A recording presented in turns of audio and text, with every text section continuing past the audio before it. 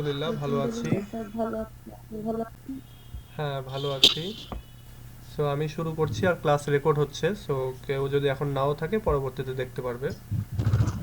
Sir গত দিনের ক্লাসটা তো গ্রুপে এখনো পাইলাম না। দেইনি আমি? আচ্ছা, তাহলে তোমাদেরটা মনে মনে হয় বাদ হয় না পড়েছে। স্যার। আচ্ছা, বাদ পড়েছে মনে হয়। আমি তো আহ, দিয়েছি অনেকগুলো। Third year. হুম। ইউলিসিস এর ওইটা। তাই না? তাহলে আচ্ছা। ইউলিসিস এর ওইটা মানে গত ক্লাসে। আচ্ছা, আমি একটু চেক করি যে আমি আসলে রেন্ডার দিয়েছি কিনা। রেন্ডার দিয়েছি কিনা, এটা তো সেকেন্ড ইয়ারের, এটা থার্ড ইয়ারের। ও আচ্ছা, এই যে এইটা। আচ্ছা, এটা রেন্ডার দেওয়া হয়নি, আমি এটা আজকে রেন্ডার দিয়ে দিয়ে দেবো। ঠিক আছে, আমরা দেখি তাহলে আজকে আজকে দুইটা একসঙ্গে দিব ইনশাল্লাহ। আর আজকে আমরা আলোচনা যেটা দিয়ে করব সেটা হলো যে আমাদের যে এই কোশ্চেনটা ফার্ন হিল থেকে, এই যে এইটা, comment on the treatment of childhood অথবা ইমেজেরি ইন ফার্ন হিল, অর্থাৎ ফার্ন হিলে চাইল্ডহুডের বা শৈশবকালীন যে বিষয়গুলি নিয়ে কবি আলোচনা করেছেন, বা শৈশবকালের প্রতি কবির দৃষ্টিভঙ্গি কী সেইটা, অথবা শৈশবকালকে চিত্রায়িত করতে কবি কোন কোন ধরনের ছবি এখানে ইউজ করেছেন। ছবি বলতে যেমন উনি ইউজ করেছেন হচ্ছে অ্যাপেল বাগ, অর্থাৎ আপেলের বাগান। এরপরে ওইখানে যেমন আপেল বাগানের ভেতরে একটা বাচ্চা দৌড়াদৌড়ি করছে, তারপরে ওইখানে অ্যাপেল বয়ে নিয়ে যাওয়ার জন্য যে ওয়াগনগুলো আছে, গাড়িগুলো আছে, তো এই সবগুলোকে একটা যেন চিত্র আমাদের চোখের সামনে ভেসে উঠছে। তো সেইটাই মূলত ইমেজেরি, সেটা আমরা আলোচনা করব যাচ্ছে আসলে এটা দিয়ে কি বলতে চাচ্ছে।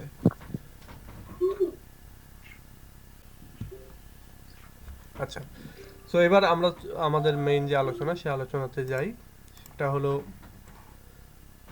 এইটা খুব চমৎকার একটি কবিতা, ডাইলান থমাসের যেই কবিতা, সেটা সেটা হলো, এখানে কবি যে কথাগুলো বলছেন সেগুলো নিয়ে আমরা এখন আলোচনা করব। এখানে ডাইলান থমাস তিনি তার যে চাইল্ডহুড, আচ্ছা, এটার আমি কি পিক তুলে তোমাদের কি দিব?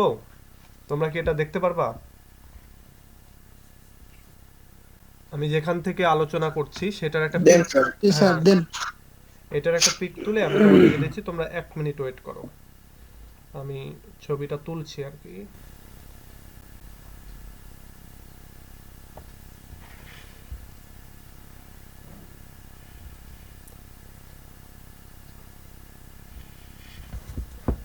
আচ্ছা, আমি ছবিটা শেয়ার দিয়ে নিই তোমাদের গ্রুপে।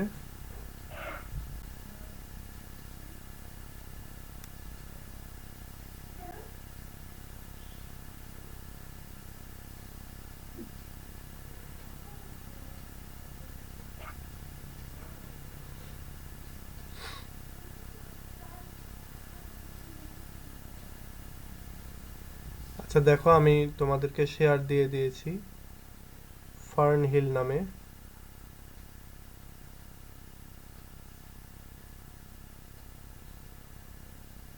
অলরেডি শেয়ার দিয়ে দিয়েছি, তোমরা এখন এটা পাবে, এবং পোস্ট হয়ে গেছে। আমি এই বই থেকেই এইটাই আমি আলোচনা করছি। আমি লাইন বাই লাইন তোমাদেরকে আলোচনা করি, তোমরা এটা যদি কেউ দেখো তাহলেও তোমরা বুঝতে পারবে।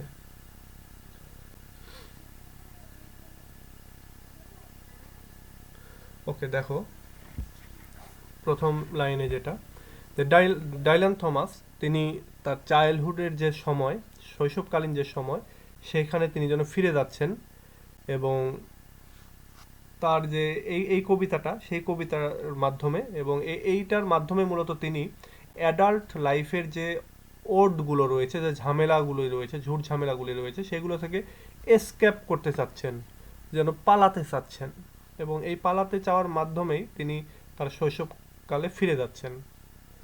তো কবির কাছে চাইল্ডহুডটা ছিল এন্ডলেস সোর্স অফ জয়, অর্থাৎ যেন সীমাহীন আনন্দের একটা উৎস, এবং প্রোটেক্টিভ ফোর্স এগেনিস্ট দ্য অ্যাগনিস, এবং একটা প্রোটেক্টিভ ফোর্স, একটা রক্ষাকারী শক্তি যেন চাইল্ডহুডটা তার কাছে, এবং against the agonies inherent in adulthood, অর্থাৎ অ্যাডাল্টহুডে বা বয়স হয়ে যাওয়ার পরে মানুষের ভেতরে যে যন্ত্রণা দুঃখ কষ্ট থাকে সেইটাকে প্রশমিত করার একটা প্রোটেক্টিভ ফোর্স হচ্ছে এই কবির কাছে এই চাইল্ডহুডটা, এবং চাইল্ডহুডকে তিনি এন্ডলেস সোর্স অফ জয় বলছেন।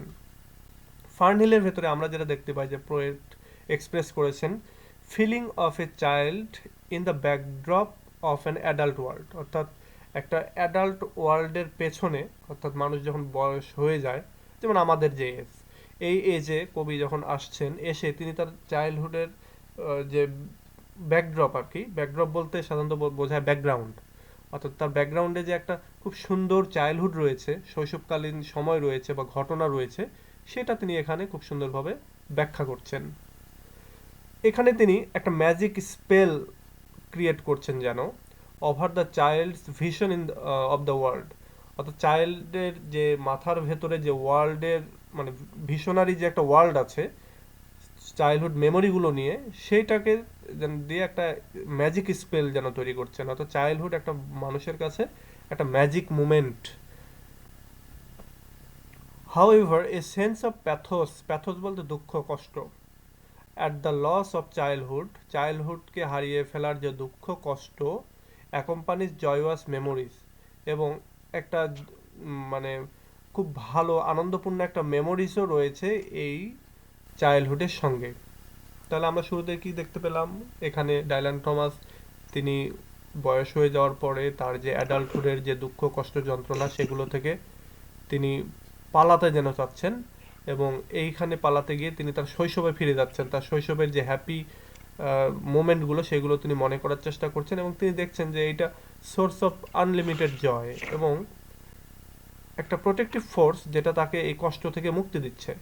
এবং এই ফার্নহিলে তিনি সেই বিষয়টাই এখানে ফুটিয়ে তুলেছেন, এবং তিনি বলছেন যে এই তার যে চাইল্ডহুডটা এটা যেন একটা ম্যাজিক স্পেল ছিল, এবং এটা একই সঙ্গে তিনি আনন্দও প্রকাশ করছেন তার চাইল্ডহুড মেমোরিগুলো স্মরণ করার মাধ্যমে, আবার একই সঙ্গে চাইল্ডহুডটা যে শেষ হয়ে গেছে চলে গেছে এটার জন্য তিনি দুঃখও প্রকাশ করছেন।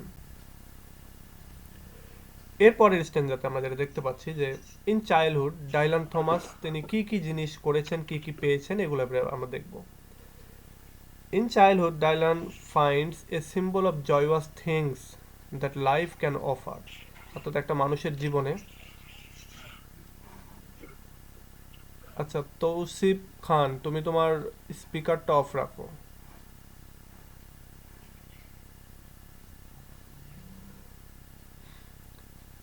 আচ্ছা, ডাইলান থমাস তার ছোটবেলায় তিনি দেখছেন বা তার ছোটবেলাকে তিনি এখানে পাচ্ছেন একটা সিম্বল অফ জয়ওয়াস থিং, অর্থাৎ আনন্দপূর্ণ একটা মুহূর্তের একটা সিম্বল হিসাবে। এবং প্রত্যেকটা মানুষের জীবনেই, অর্থাৎ ম্যাক্সিমাম মানুষের জীবনে আর কি, অনেক রয়েছে যে ছোটবেলাতেও অনেক দুঃখ কষ্টে থাকে, ম্যাক্সিমাম মানুষের জীবনেও এই ছোটবেলাটা মানে যখন সে বড় হয় তখন তার কাছে মনে হয় যেন একটা খুব ভালো একটা সময় ছিল।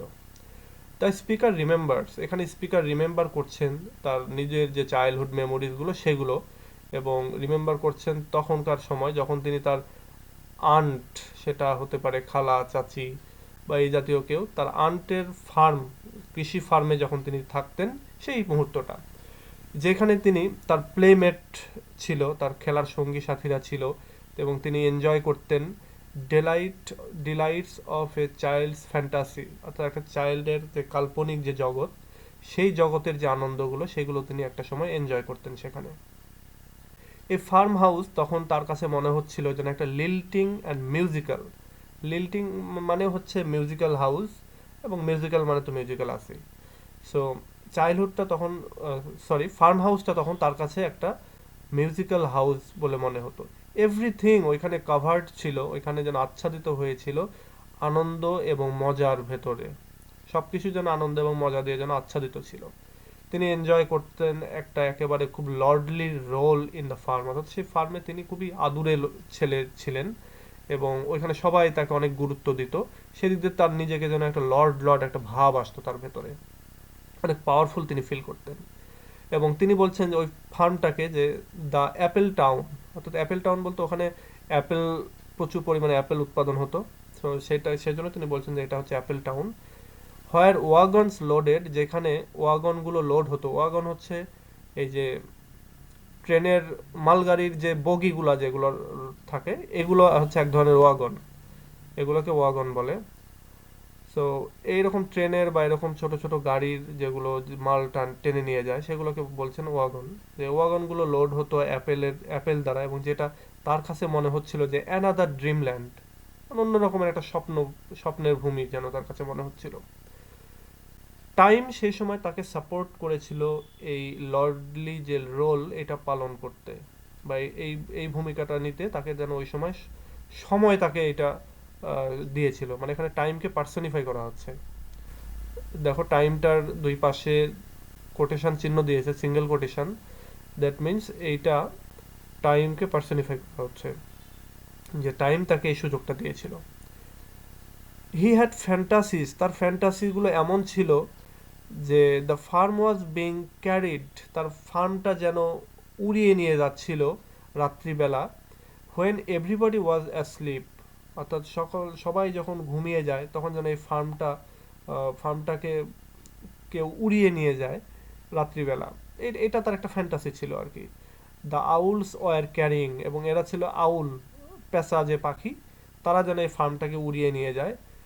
Just we find it happens in the folk stories, যেটা আমরা সাধারণত দেখতে পাই যে লোককাহিনীতে যেটা হয়, যে এক জায়গা থেকে আরেক জায়গায় বিভিন্ন, যেমন দত্ত বা এরা বিভিন্ন জায়গা থেকে বিল্ডিং টিল্ডিং এটা সেটা উড়িয়ে নিয়ে যায়। তোমরা যারা আলিপ লায়লা দেখেছো তারা হয়তো জানবে যে দত্ত যেভাবে এক জায়গার বিল্ডিং আরেক জায়গায় নিয়ে যায়, ঠিক তেমন করে যেন এখানে এই আউলগুলি, পেঁচা পাখিগুলি যেন এই অ্যাপেল টাউনটাকে, ফার্মটাকে যেন উড়িয়ে নিয়ে চলে যাচ্ছে এরকম। হি অলসো ড্রিমড, তিনি আরও স্বপ্ন দেখেন যে nightjar carried away the ricks, nightjar ওখানকার যে ছোট ছোট যে পাখিগুলো আছে সেগুলো যেন ওখানকার যে নলখাগড়া বা আরও অন্যান্য যে ঘাস লতা পাতা যা কিছু রয়েছে, রিক এক কথায়, সেগুলোকে যেন ক্যারি করে নিয়ে চলে যায়। লার্জ পাইল অফ হে, এবং লার্জ পাইল অফ হে বলতে তোমরা জানো যে গ্রাম অঞ্চলে ধানের খড়ের পালা থাকে অনেক বড় বড়, যেটা আমরা আমাদের নাটোরের ভাষায় বলে পোয়াল পালা। সো এই ধানের খড়ের পালাগুলোকে যেন এই নাইট জার পাখিগুলো যেন উড়িয়ে নিয়ে চলে যায়। The child also had the vision of the horse's, এই চাইল্ডের অর্থাৎ কবির যেন আরেকটা ভিশন ছিল ঘোড়াদের নিয়ে। War running quickly in the light off the moon, যে ঘোড়াগুলি যেন এই ফার্মের ভেতরেই চাঁদনি রাতে খুব দ্রুত দৌড়াচ্ছিল বা হাঁটছিল। When the boy went to sleep, যখন এই ছেলেটি ঘুমাতে যেত তখন the farm was actually taken away, তখন যেন এই ফার্মটাকে এই নাইট জার পাখি বা আউল এরা যেন নিয়ে চলে যেত বা উড়িয়ে নিয়ে চলে যেত। But it returned in the morning, কিন্তু সকালবেলা এটা যেন আবার ঠিকই ফিরে আসতো। The unlimited vision of childhood is nicely presented in the following lines. এরপরে দেখো তোমরা 4 লাইনের একটা কোটেশন পাবে। এই 4 লাইনের যে কোটেশন, এখানে খুব সুন্দরভাবে এই কথাগুলি, যে কথাগুলি এতক্ষণ বললাম সেই কথাগুলি এখানে বলা আছে। যেমন all the sun long it was running, যেন সারাদিন ব্যাপী এটা যেন, সান লং বলতে সারাদিন ব্যাপী, সারাদিন ব্যাপী এটা যেন চলছিল। ইট ওয়াজ লাভলি, এটা চমৎকার ছিল। The hay fields high as the house, বাড়ির সমান বা ঘরের সমান উঁচু উঁচু হে ফিল্ড ছিল। হে ফিল্ড বলতে এখানে ওই যে খড়ের যে পালা সেটা। The tunes from the chimneys, এবং চিমনি থেকে, যে চিমনিতে দিয়ে ধোঁয়া বের হয় বলছে এই চিমনিগুলো থেকে যেন এক ধরনের সুর যেন বের হচ্ছিল। ইট ওয়াজ এয়ার অ্যান্ড প্লেইং, এটা ছিল আসলে বাতাস, এবং যে বাতাসটা মূলত এই সুরগুলো যেন বের করছিল।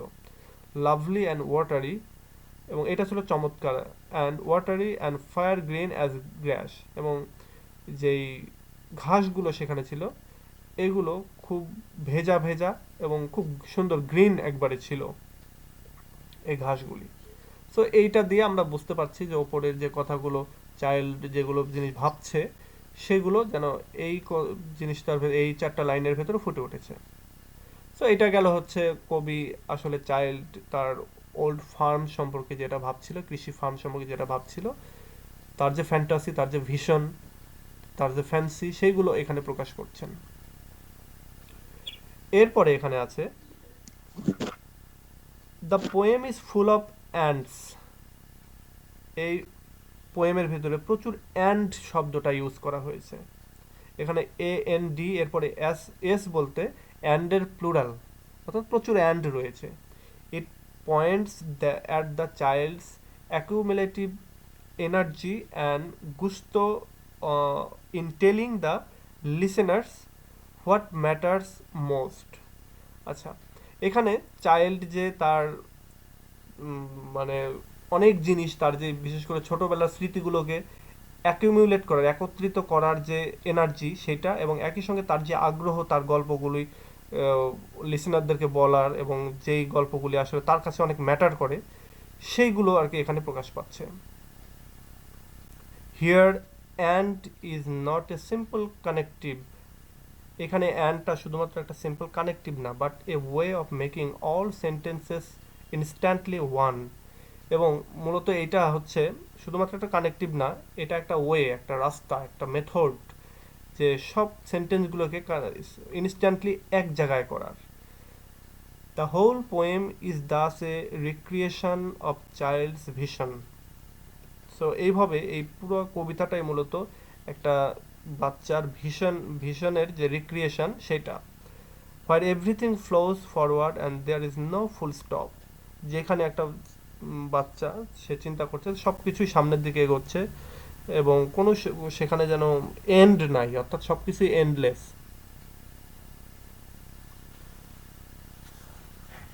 Unchained by any adult interference, the child carried on his boyish activities under the blue sky.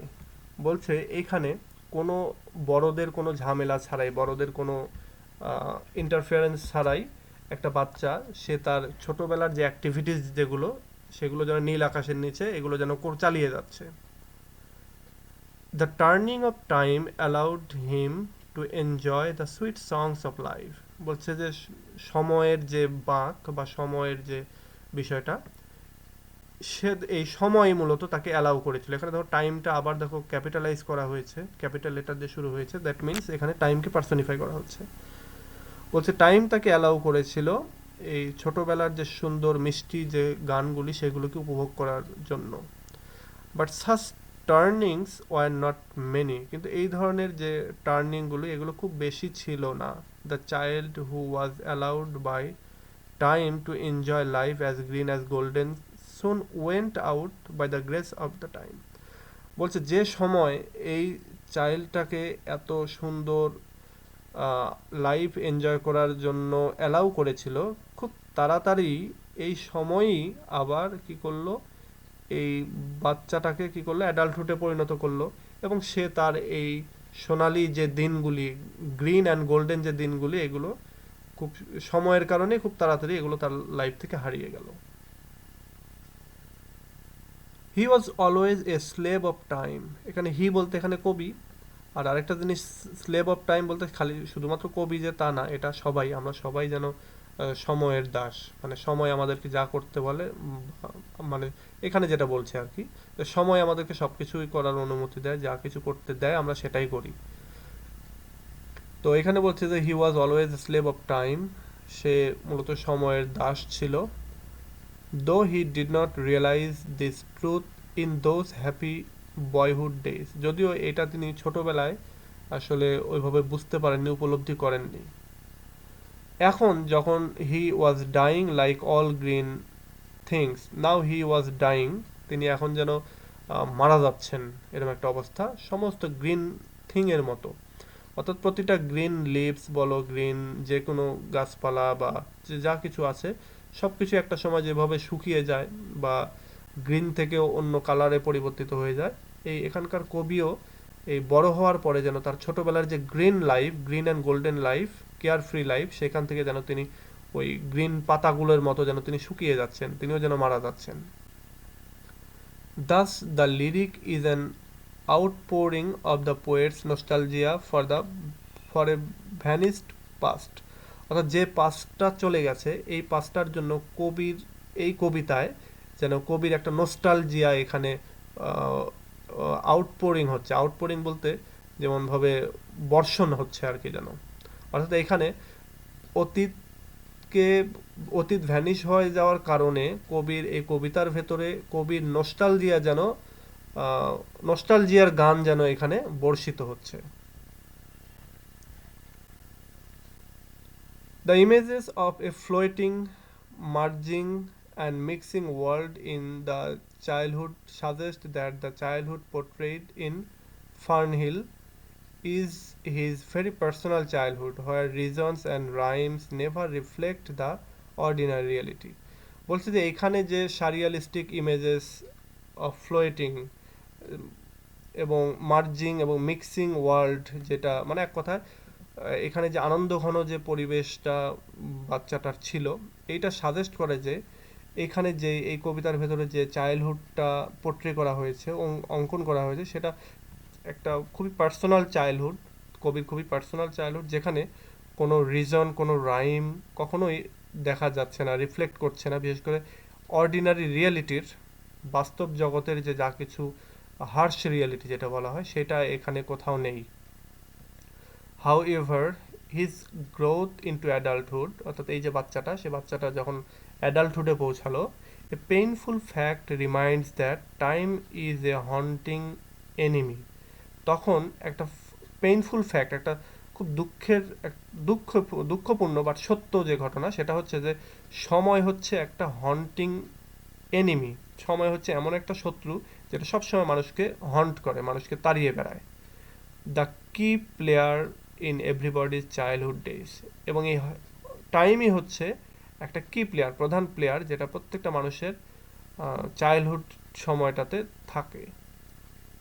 Here lies the universal significance of the poem, এবং এখানেই মূলত এই কবিতার যে ইউনিভার্সাল যে সিগনিফিকেন্স, সার্বজনীন যে তাৎপর্য, সেটা এর ভেতরে নিহিত।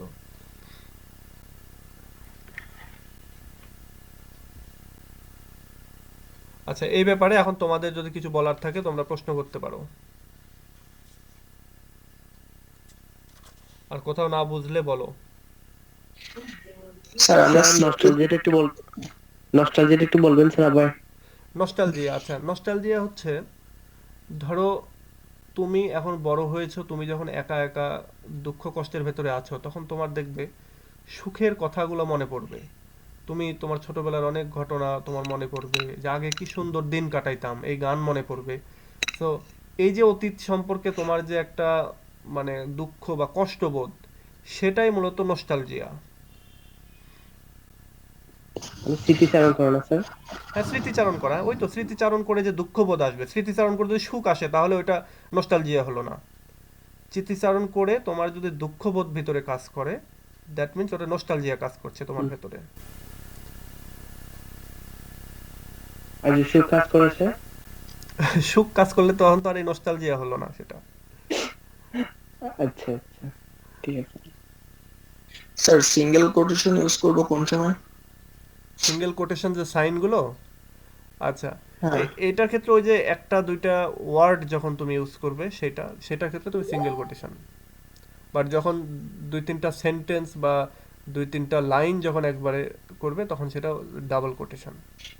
কিন্তু স্যার এখানে ফার্ন হিলে তো ডাবল কোটেশন দেওয়া, নাকি এটা কবিতার নাম এই জন্য? কবিতার নাম হিসেবে।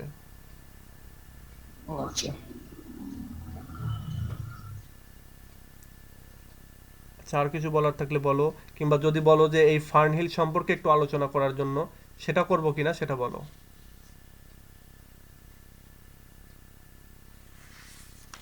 ফার্নহিল কবিতা সম্পর্কে একটু আলোচনা করা যায়, কিংবা স্যার পুরো সামারিটা একবার একটু শর্টকাটে আর কি বলে দিন।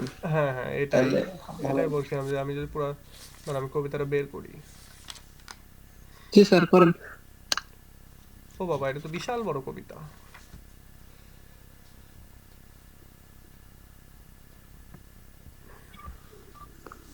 আচ্ছা দাঁড়াও,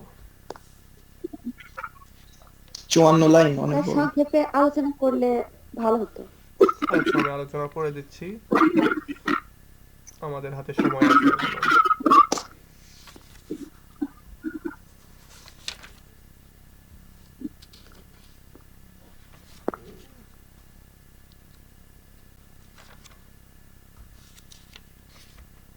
আচ্ছা দেখো, এখানে ফার্নহিল যে কবিতাটা, এই কবিতাটা তোমরা নিজেরাও বের করে রাখতে পারো, তাহলে এটা তোমাদের বুঝতে সুবিধা হবে।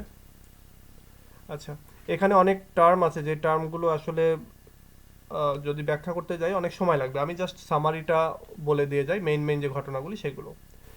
এখানে কবি যেটা বলছেন যে, now as I was young and easy under the apple boughs about the lilting house and happy as the grass was green, the night above the dingle starry, time let me hail and climb, golden in the hades of his eyes. এখানে বলছে যে কবিতার ছোটবেলায় ফিরে গেছেন আর কি, already ফিরে গেছেন, ফিরে গিয়ে এবার বলছেন যে আমি আমার এখন বর্তমান যে অবস্থা, আমি এখন খুবই ইয়াং এবং ইজি অবস্থায় আছি, অর্থাৎ খুবই ছোট এবং খুবই কেয়ার ফ্রি অবস্থায় আছি এই অ্যাপেল বাগানের ভেতরে, যেখানে সব কিছুই আমার কাছে যেন মিউজিক্যাল মনে হয়, লিল্টিং হাউস মনে হয়, এবং আমি সবুজ ঘাসের মতো সুখী, এবং মাথার ওপরে যে নক্ষত্র খচিত যে রাত্রি সেটা রয়েছে। এবং এই সময়টাতে কি করছে, time let me hail and climb, time আমাকে আনন্দ করতে এবং ক্লাইম্ব করতে, অর্থাৎ মানে ক্লাইম্ব বলতে কি আরোহণ করা। তো এখানে পাহাড়ে আরোহণ করা না, এখানে মানে লাফালাফি ঝাপাঝাপি করা আর কি। হেইল অ্যান্ড ক্লাইম্ব বলতে লাফালাফি ঝাপাঝাপি করা, এরকম করতে দিয়েছে। এবং এই সময়টাই হচ্ছে golden in the heydays of his eyes, মানে তার চোখে এটাই হচ্ছে এই গোল্ডেন হেডেস। হেডেস বলতে যেটা বোঝায় নবান্ন বলে না, নবান্ন উৎসব, ফসল কাটার পরের যে অবস্থা, চারিদিকে যেমন উৎসবের একটা আমেজ আমেজ বয়ে যায়, তো বলছে যে কবি বলছে যে এখানে এরকম একটা গোল্ডেন আমেজ যেন সব সময়ের জন্য মানে কবির চোখে বয়ে যায়। তো কবি এবার বলছেন যে এই অ্যাপেল বাগানের মধ্যে কি ছিল, ওয়াগন ছিল, অর্থাৎ এই যে ওয়াগনের যে গাড়ি, সেই গাড়ি ছিল। তো বলছে যে এটা ওই যে রেলগাড়ির মতো, যার ভেতর করে অ্যাপেল বা অন্যান্য অনেক সবজি ট্রেনের মতো করে নিয়ে যায়, এরকম আর কি গাড়ি ছিল। তো বলছে এর ভেতরে আমি ছিলাম অনেক সম্মানিত, আই ওয়াজ প্রিন্স, আমি এখানে প্রিন্স ছিলাম এই অ্যাপেল টাউনের মধ্যে, আমি ছিলাম লর্ড এখানকার। এবং একটা সময় আমি এখানে এই গাছগুলো এবং গাছের যে লতাপাতা এগুলোর ভেতরে একেবারে লর্ডলি একটা অবস্থা ছিল, আমি যেন এখানকার লর্ড সাহেব ছিলাম। তো এটা বলছে এখানকার যে ট্রেইল, এখানকার যে ডেইজি অর্থাৎ যে ফুল, ডেইজি এক ধরনের ফুল, তারপরে এখানে যে রিভার, এখানে যে উইন্ডফল যেগুলো হতো, চকচকে পানির যে নদী, সেইগুলোর ভেতরে আমি ছিলাম হচ্ছে প্রিন্স। এবার বলছে আমি এখানে ছিলাম গ্রিন, কেয়ার ফ্রি, আমি এখানে ছিলাম সবুজ, তরুণ, আমি ছিলাম কেয়ার ফ্রি, আমি কাউকে কোনো কিছুই কেয়ার করতাম না। আমি ছিলাম ফেমাস এই বার্নসগুলোর মধ্যে, বার্ন বলতে শস্য রাখার যে স্টোর, সেটাকে বলা হয় বার্নস। তো বলছে আমি বার্নগুলোর ভেতরে ফেমাস ছিলাম, অনেক বিখ্যাত ছিলাম এই হ্যাপি ইয়ার্ড, হ্যাপি যে আঙ্গিনা, এই আঙ্গিনার ভেতরে। Singing as the farm was home, এবং আমি এখানে গান গেয়ে বেড়াতাম যেন এই ফার্মটাই আমার যেন বাড়ি। এবং in the sun that is young once only, time let me play and be, golden in the mercy of his means. বলছে এই আমি এখানে এই ফার্ম হাউসে, এটা যেন আমার বাড়ির মতো ছিল, এখানে আমি অনেক ইয়াং ছিলাম, ছোট ছিলাম, এবং সূর্যের নিচে আমি খেলাধুলা করতাম, টাইম আমাকে খেলতে দিয়েছিল, এবং আমাকে টাইম যেন কৃপা করেছিল, দয়া করেছিল। আচ্ছা, and green and golden I was huntsman and herdsman, আমি ছিলাম হচ্ছে এখানে ইয়াং, গ্রিন এবং গোল্ডেন, এবং আমি ছিলাম এখানে শিকারী এবং হার্টসম্যান, রাখাল ছিলাম।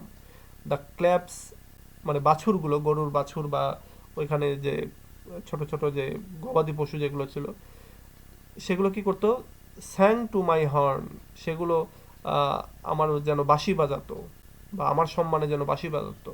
এখানে যে ফক্সগুলি ছিল, এগুলো যেন রাত্রে তাদের যে ক্লিয়ার অ্যান্ড কোল্ড যে বার্ক, অর্থাৎ তাদের যে ডাক, সেই ডাকগুলি ছিল।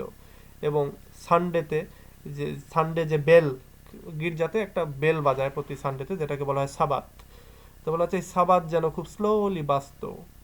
এবং এখানে এই যে ছোট ছোট যে হলি স্ট্রিম ছিল, নদী ছিল, ছোট নদী ছিল, সেখানে নুড়ি পাথরগুলো, পেবল মানে নুড়ি পাথর, এই নুড়ি পাথরগুলো যেন একটা টুংটাং টুংটাং একটা আওয়াজ করতো।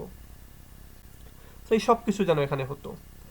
অল দ্য সান লং, বলতে সারা দিন ব্যাপী এটা চলতো, এবং এটা খুবই চমৎকার ছিল। এবং এখানে এই যে শস্য ভূমি বা শস্যের যে খড়ের যে পালাগুলি ছিল, হেইফিল্ড যেগুলো ছিল, এই সব কিছুই মানে তার কাছে ভালো লাগতো আর কি, সেটা বলছে।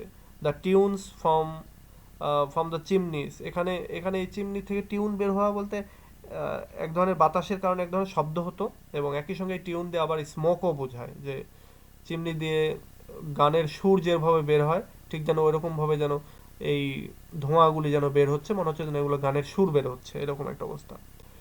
এবং ইট ওয়াজ এয়ার, এটা ছিল বাতাস, এবং এটা প্লে প্লে করছিল যেন এখানে এই ধোঁয়াগুলিকে গানের মতো করে। এবং এটা ছিল লাভলি এবং চমৎকার, ওয়াটারি ছিল। এখানকার যে ঘাসগুলি সকালবেলা লাভলি, খুব চমৎকার থাকে এবং ওয়াটারি থাকে, ভেজা থাকে। Nightly under the simple star, এবং রাত্রিবেলা, রাত্রির যে আকাশ সেখানে ছোট ছোট স্টারগুলি থাকে।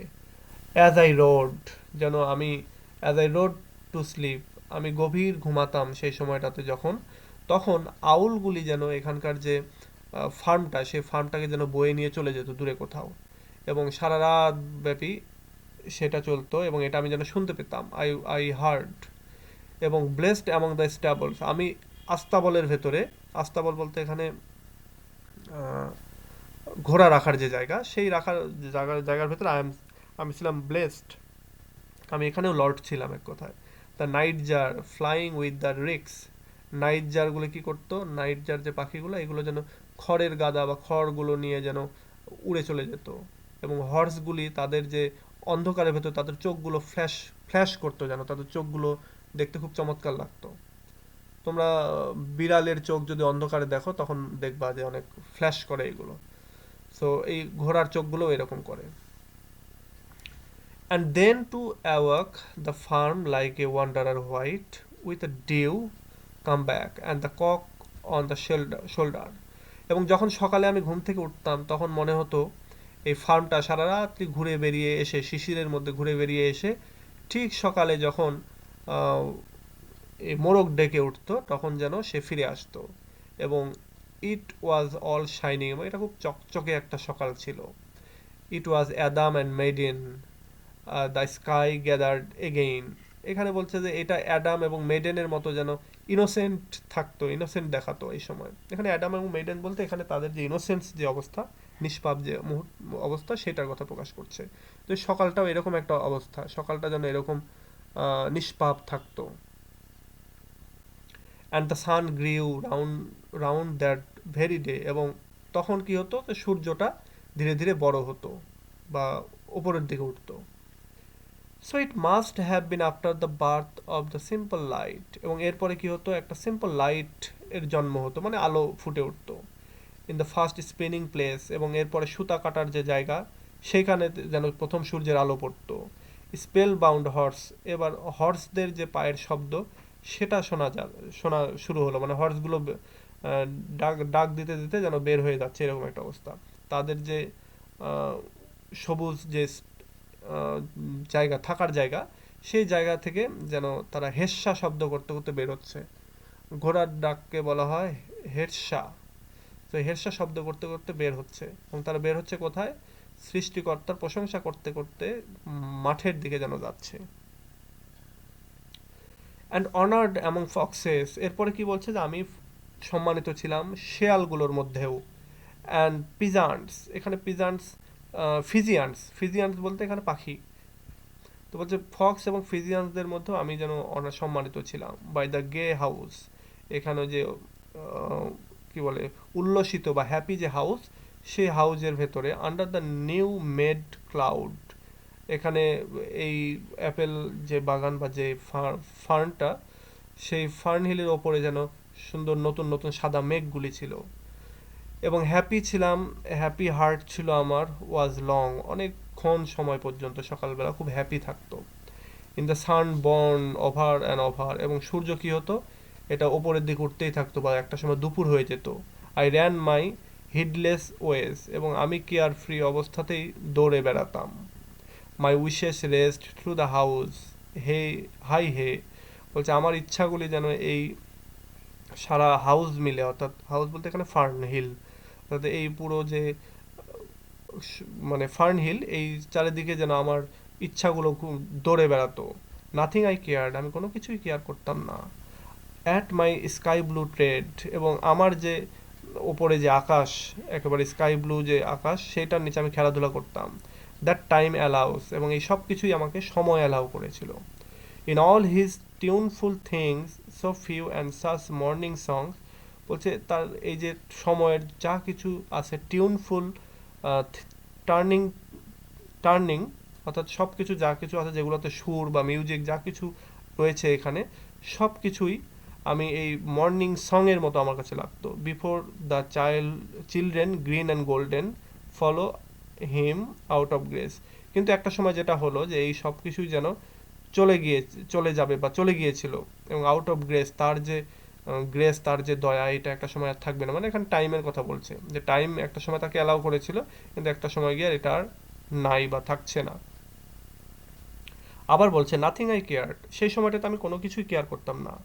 In the lamb white days, ওইটা আমার কাছে ল্যাম্ব হোয়াইট ডেজ ছিল। ল্যাম্ব হোয়াইট বলতে পিউরিটি। তোমরা জানো যে খ্রিস্টিয়ানিটিতে ল্যাম্ব হচ্ছে আহ, নিষ্পাপের বা পিউরিটির একটা প্রতীক।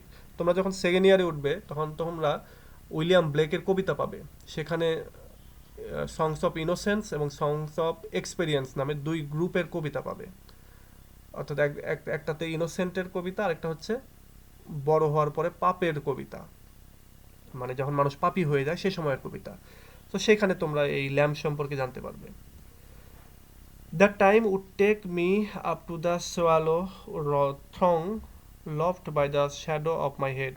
এই যে মানে এখন তার কষ্টের কথাগুলি আর কি মনে পড়ছে, বা কষ্টের সময় এসে সে তার যেই ছোটবেলার কথা সেগুলো মনে পড়ছে, সেটাই বলছে যে টাইম একটা সময় আমাকে ওগুলো দিয়েছিল, কিন্তু এখন আর ওইগুলো নেই। In the moon that is always rising, বলছে চাঁদ যেটা, সেটা এখনো আগের মতোই উঠে। Not that riding to sleep, এমনকি সে ঘুমের ঘোরে এখন আর তার ওই আগের যে হাঁটাচলা করা, অর্থাৎ ফ্যান্টাসির মাধ্যমে ড্রিমের ভেতরে যে হাঁটাচলা করা, বা তার সব কিছু যা কিছু মনে হচ্ছিল যে একটা সময় ফার্ন হিলটাই সামনের দিকে কোথাও চলে যাচ্ছে, উড়ে যাচ্ছে, তো সেটা এখন আর হয় না। I should here him fly, আমি শুনতে পাই যে এখনও সে যেন চলে যায়। উইথ দ্য হাই ফিল্ড, এখনও যেন এটা ওই যে শস্য ফিল্ড যেগুলো ছিল, ক্ষেত খামার ছিল, ওইদিকে যেন এখনও এই ফার্ন হিলটা চলে যায়, আমি যেন শুনতে পাই। And wake to the farm forever fled from the childless land, এবং সেই যে ফার্মটা, সেই ফার্মটা এখন চাইল্ডলেস হয়ে গেছে। সে ফার্মটা এখন যখন সকাল হয় সেখানে কোনো চাইল্ড থাকে না। মানে এক কথায় এই কবি বড় হয়ে গেছে, তার এই বড়র মুহূর্তটা এখন প্রকাশ করছে। Oh as I was young and easy in the mercy of his means, বলছে ওহ আমি একটা সময় তার দয়া এবং তার হচ্ছে মার্চিতেই আমি একটা সময় ইয়াং এবং কেয়ার ফ্রি ছিলাম। Time held me green and dying, সময় আমাকে সবুজ হতে দিয়েছিল, আবার সময় আমাকে ডাইং করছে, মুমূর্ষ করেছে। Though I স্যাং in my chain like the sea, যদিও আমি এখন আমার এই যে চেইনটা আমি, মানে দুঃখের যে সাগর, সেই সাগরে আর সাগরের যখন আমি গান গাচ্ছি, দুঃখের সাগরে আটকা পড়ে যখন আমি যে গানটা গাচ্ছি, সেই সময়টাতে, সেই সময়টার কথা বলছে যে এই সময়টাতে এখন আমার এই অবস্থা, কিন্তু একটা সময় টাইম আমাকে গ্রিন রেখেছিল, ইয়াং এবং কেয়ার ফ্রি করেছিল, এবং এখন এই টাইমই আবার আমাকে মুমূর্ষ করে ফেলেছে, বা আমাকে নস্টালজিক করে ফেলেছে, আমার অ্যাডাল্টহুডে পৌঁছে দিয়েছে। তো এই হচ্ছে কথাগুলি আর কি। আচ্ছা, এইখান থেকে এটুকুই, এভাবেই বুঝতে হবে, মনে হবে যেন একটু খাপছাড়া খাপছাড়া কবিতা। আসলে একটা কবিতা, সেটা ছোট হোক বা বড় হোক, কবিতাগুলি হয় অনেক বিশাল একটা চিন্তার কম্প্যাক্ট একটা অংশ। অর্থাৎ এই যে এখানে কত লাইনের কবিতা, এটা এই 50 বা 54 লাইনের কবিতা। 54 লাইনের কবিতা যদি তুমি বিশ্লেষণ করতে যাও হয়তো 54টা পৃষ্ঠা হয়ে যাবে, কিন্তু এখানে তো অনলি 54টা লাইন। সো এগুলো একটু কঠিন, কিন্তু ওইভাবেই এগুলোকে বুঝতে হবে। আর আরেকটা জিনিস তোমরা প্রায়ই অনেক সময় বলে থাকো, স্যার ইনার মিনিং কি? দেখো, রূপক কবিতা যেগুলো, সেগুলোর ইনার মিনিং থাকে। যেটাকে একটা দিয়ে আরেকটা জিনিস বোঝানো হয়, তখন সেটা ইনার মিনিং থাকে। কিন্তু যেগুলো রূপক না, সেগুলোর কোনো ইনার মিনিং নাই।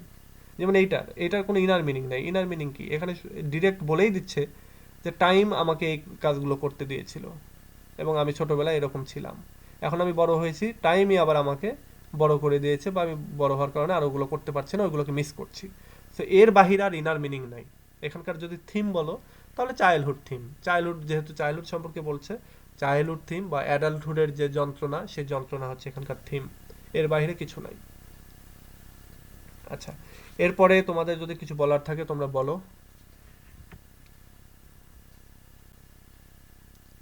স্যার আরেকটা- এই কবিতা থেকে আরেকটা প্রশ্ন সাজেশন দেয়া ছিল। এটা কি দেওয়া ছিল সাজেশনে?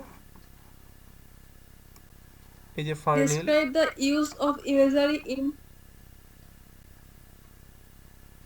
কই আরেকটা? স্যার একদম 16 নম্বর প্রশ্ন স্যার। ও, এইখানে ইয়েটা আমি কি এটা আমি দিয়েছিলাম? জি স্যার। কই 16 নম্বর কোশ্চেন, কই 16 নম্বর পেলে?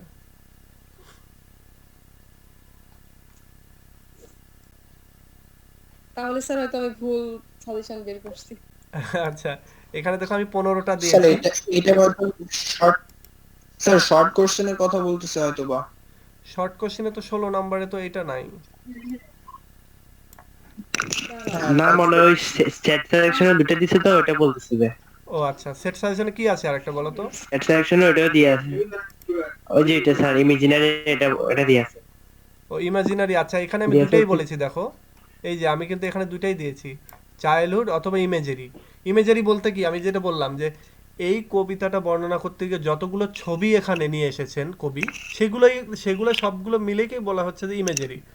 অর্থাৎ প্রতিটা ইমেজকে একটা করে সিঙ্গেল ইমেজ প্রতিটা। যেমন ধরো এখানে ইমেজ, কি কি ইমেজ পেলাম আমরা? আমরা দেখতে পেলাম যে এখানে ঘোড়ার ইমেজ পাচ্ছি, ঘোড়া ডাকছে সেই ইমেজ। এখানে আমরা পাচ্ছি যেন এই ফার্ম হাউসটা সকালবেলা ফিরে আসছে, তার শোল্ডারের ওপরে যেন একটা আহ, মোরগ রয়েছে। আমরা এখানে দেখতে পাচ্ছি অ্যাপেল বাগান, আমরা ওয়াগন পাচ্ছি। আবার আমরা পাচ্ছি হচ্ছে ফক্স পাচ্ছি, ছোট নদী পাচ্ছি। এই সবগুলো সিঙ্গেল সিঙ্গেল এক একটা ইমেজ বা এক একটা ছবি, সবগুলি মিলে একটা ইমেজারি ক্রিয়েট করছে। মনে করে একটা পেইন্টিংয়ে সিঙ্গেল সিঙ্গেল অনেক এলিমেন্ট থাকে, কিন্তু সব কিছু মিলে একটা গ্রামের দৃশ্য। একটা গ্রামের দৃশ্য তৈরি করতে গেলে অনেক ইমেজ দরকার হয়। সবগুলো যখন এক জায়গায় আঁকা হয়, তখন সেটা হয়ে যায় টোটাল মিলে একটা গ্রামের দৃশ্য। ঠিক এখানে হচ্ছে তাই।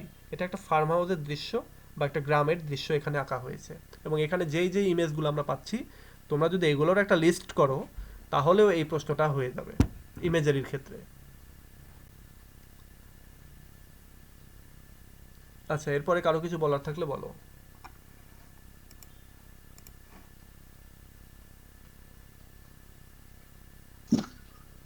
স্যার আপনি যে কোশ্চেনটা মাত্র সিএসপি গ্রুপে দিলেন, ওইটা কি হচ্ছে সেট সাজেশন থেকে দিছেন নাকি আপনার ওই স্টাডি গাইড থেকে? না, এটা একটা বই থেকে দিয়েছি। এটা ফ্রেন্ডসের বই, তবে এটা ছিল হচ্ছে অনেক আগের বই। এইটা হচ্ছে, এটা আমি যখন ফার্স্ট ইয়ারে পড়েছি সেই সময়কার বই। এটা ধরো 2005 সালের। আচ্ছা এইটা এইটা তোমরা হেল্প পাবে এখান থেকে হয়তো নোট করতে, সেজন্য আমি দিয়েছি। হুবহু এটা লিখবা না, এটা এটা থেকে নিবা, আরো বিভিন্ন জায়গা থেকে নিবা। আমি এই যে ভিডিওতে যে কথাগুলো বললাম এখান থেকে নিবা, সব মিলে একটা নোট তৈরি করবা। সবাই মিলে নোট তৈরি করবা এবং নোটগুলি গ্রুপে শেয়ার করবা। যেটা বেস্ট নোট হয় সেটা আমি বলে দেবো, বাকি সবাই মিলে আবার ওই নোটটা পড়বা, তাহলেই হয়ে গেল।